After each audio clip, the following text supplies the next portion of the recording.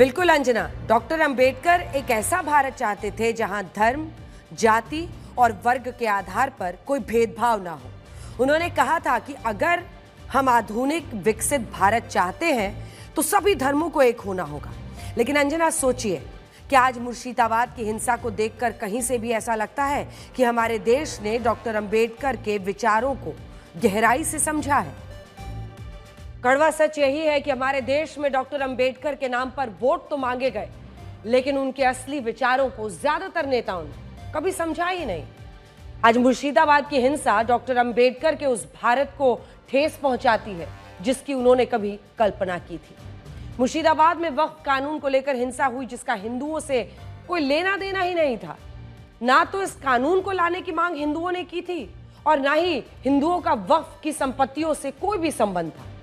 लेकिन इसके बावजूद मुर्शिदाबाद की हिंसा में हिंदुओं के मकानों को, उनकी दुकानों को निशाना बनाया गया और हालात ये हो गए कि कुछ हिंदुओं को मुर्शिदाबाद छोड़कर मालदा के लिए निकलना पड़ा। अब देखिए, खतरनाक बात यह है कि हिंसा करने वालों में 10 से 15 साल के छोटे छोटे बच्चे थे जिन्हें धर्म के नाम पर भड़काया गया था। आज हम इस हिंसा का एक ब्लैक एंड व्हाइट विश्लेषण करेंगे और आपको ये भी बताएंगे कि क्या पश्चिम बंगाल की राजनीति में मुर्शिदाबाद मुस्लिम तुष्टीकरण की नई प्रयोगशाला बनने वाला है। अब आप सोचिए कि सरकारी आंकड़ों में कितना अंतर है। इससे एक बात और पता चलती है कि राज्य में सांप्रदायिक हिंसा के मामले कम रिपोर्ट होते हैं, क्योंकि ऐसा नहीं है कि घटनाएं नहीं होती। कुछ उदाहरण आपको बताते हैं।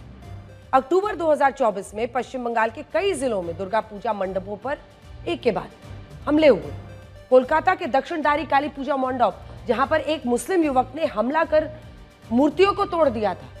फिर वर्ष 2024 में हावड़ा में रामनवमी जुलूस पर पथराव किया गया था, जिसके बाद जो हिंसा हुई उसमें हिंदुओं के कई घर, उनकी दुकानें जला दी गई। वर्ष 2016 में हावड़ा के धूलागढ़ में हिंदू धार्मिक जुलूस को लेकर हंगामा हो गया था, जिसके बाद बड़े पैमाने पर हिंसा हुई थी।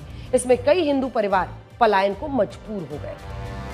इन घटनाओं को देखकर ऐसा कहना मुश्किल है कि पश्चिम बंगाल में सांप्रदायिक हिंसा के मामले नहीं होते हैं। हाँ, ये अलग बात है कि इन घटनाओं को झड़प हो, मारपीट जैसे जो छोटे मामले हैं उनमें धीरे धीरे बदल दिया जाता है।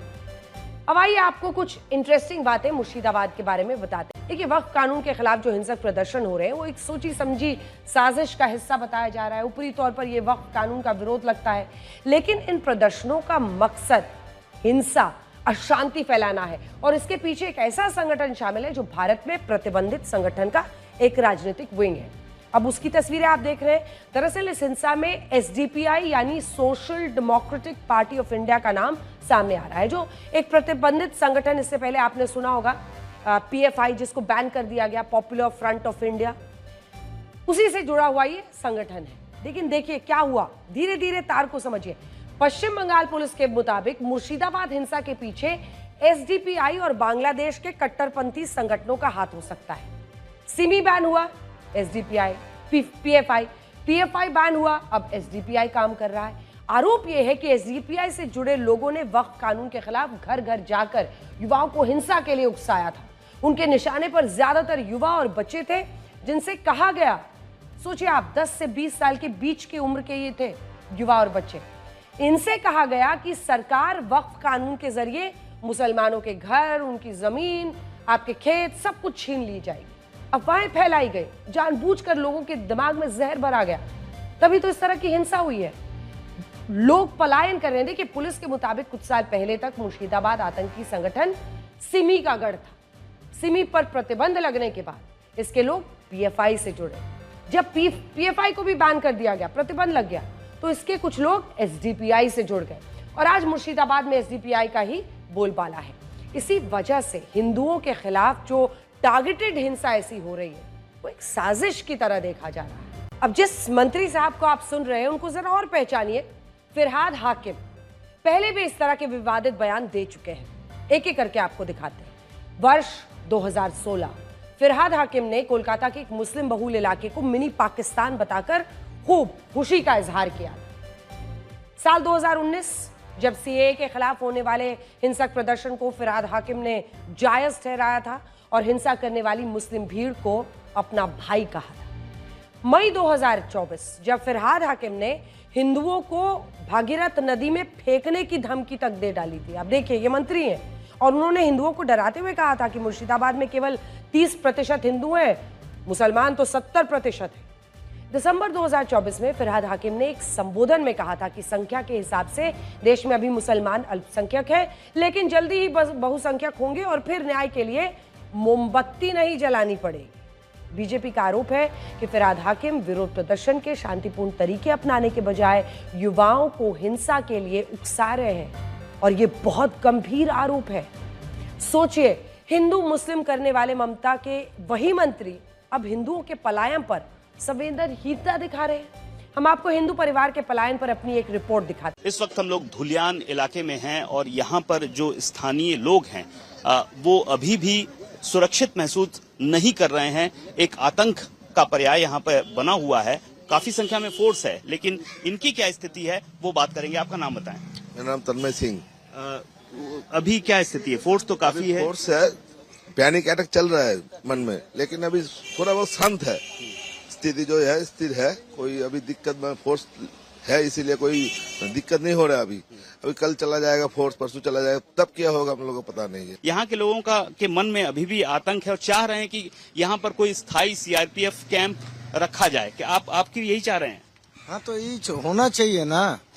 ठीक है, यहाँ से तो बाहर का आदमी आता है, ऐसे करता है, लोकल आदमी तो ऐसा नहीं करेगा। प्लान फुली हो रहा है ये, समझ में नहीं आता लोगों को। क्या सब समझ में आता है। तृणमूल भी इसके पीछे है।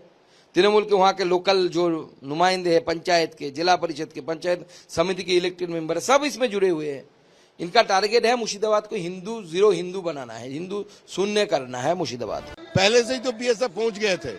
अगर बीएसएफ को उचित समय में काम में लगाया गया होता तो कोई बाप बेटा जो हिंदू है ना, उसको ऐसे ध्यान नहीं होता। इसके लिए पूरा रिस्पॉन्सिबल पुलिस एंड एडमिनिस्ट्रेशन है।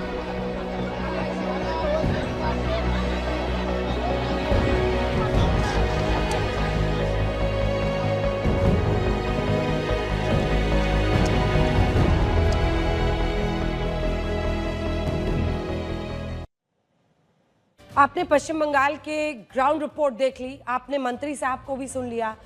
अब सवाल यही है, पश्चिम बंगाल के मंत्री हाकिम जी कह रहे हैं कि पलायन तो बंगाल के अंदर ही हो रहा है, लोग बंगाल के ही एक हिस्से से दूसरे हिस्से में जा रहे हैं, सब ठीक है। तो क्या पलायन में ये मायने रखता है कि आप राज्य की सीमा लांघ रहे हैं या नहीं?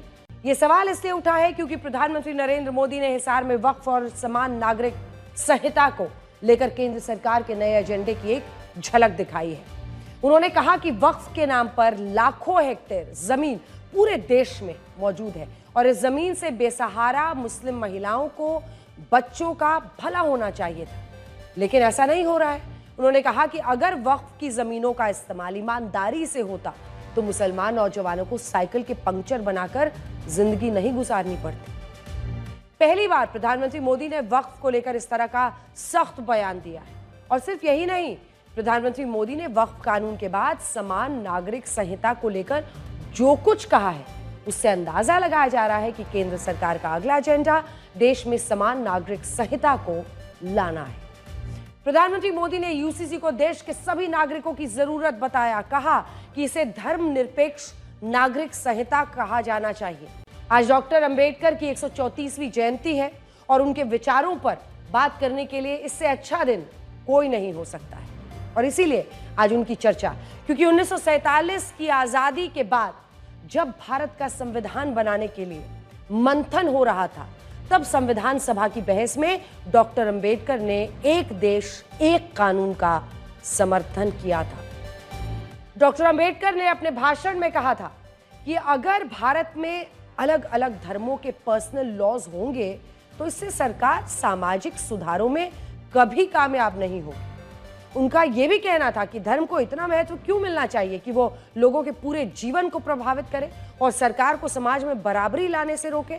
बिल्कुल अंजना, मैं हमेशा जाग सकती हूँ, लेकिन ये खबर हमारे उन तमाम दर्शकों के लिए है जिनकी रातों की नींद उड़ जाती है। अगर वो ये विश्लेषण देखेंगे तो उनका दिन का चैन भी छिन जाएगा, क्योंकि देर रात तक जागना उनके लिए बड़ी मुसीबत बन सकता है।